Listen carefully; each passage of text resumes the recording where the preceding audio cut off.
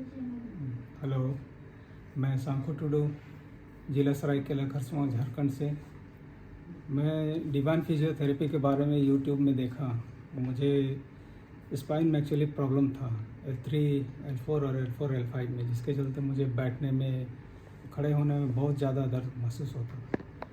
तो यूट्यूब में देख के आने के बाद यहाँ 6 दिन का मेरा सेशन हुआ और सेशन कंप्लीट होने के बाद अब दर्द बहुत हद तक कम हो गया और अभी मतलब बैठने चलने में भी उतना दर्द महसूस नहीं हो रहा। और जिस उम्मीद के साथ मैं यहाँ आया था, तो उस उम्मीद पे खरा उतरता है डिवाइन फिजियोथेरेपी।